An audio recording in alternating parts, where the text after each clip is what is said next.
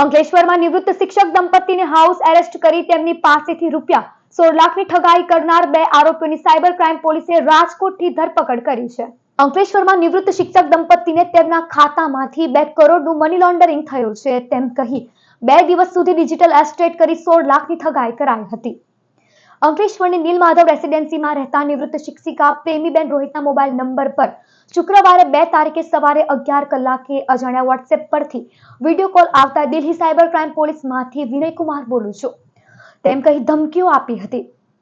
તમારા ખાતામાંથી 2 કરોડનું મની લોન્ડરિંગ થયું છે અને તેમાં તમે 20% કમિશન લીધું છે તેમ કહી 2 દિવસ સુધી ડિજિટલ એસ્ટેટ કરીને દંપતી પાસેથી 16 લાખ પડાવી લેવામાં આવ્યા હતા.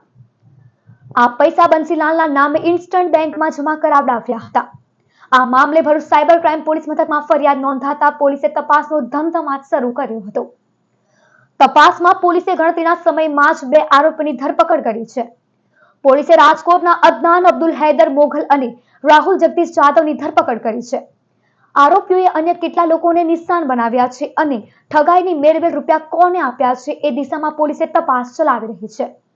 અંકલેશ્વરમાં રહેતા એક નિવૃત્ત શિક્ષક દંપતીને ફોન કરી, વિડીયો કોલ કરી અને પોતે સાયબરના અધિકારી છે એવી ખોટી ઓળખ આપી અને આ શિક્ષક દંપતીના આધાર કાર્ડના આધારે કોઈ મોબાઈલ નંબરો રજીસ્ટર થયેલા છે અને એ મોબાઈલના આધારે ચીટિંગ થયેલું છે એવી એમને ધમકીઓ આપી અને ત્યારબાદ એમના વિરુદ્ધમાં ગુનો દાખલ થયો છે. એમની ધરપકડ કરવામાં આવશે એવી ધમકીઓ આપી એમને ડિજિટલ એરેસ્ટ કરી એમની પાસેથી 16 લાખની માતબર રકમનું ફ્રોડ કરવામાં આવેલું હતું.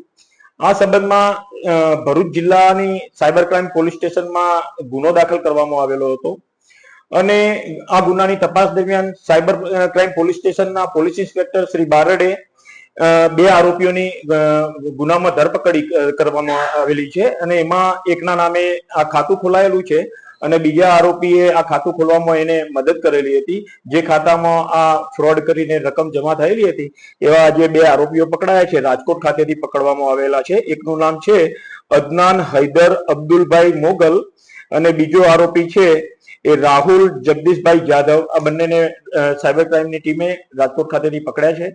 હવે આ લોકોએ જે ફરિયાદીના પૈસા ખાતામાં આવેલા હતા આ લોકોએ આગળ કોને મોકલેલા છે એ દિશામાં આ લોકોની વધુ પૂછપરછ કરીને સાયબર ક્રાઇમ પોલીસે તપાસ હાથ ધરેલી છે.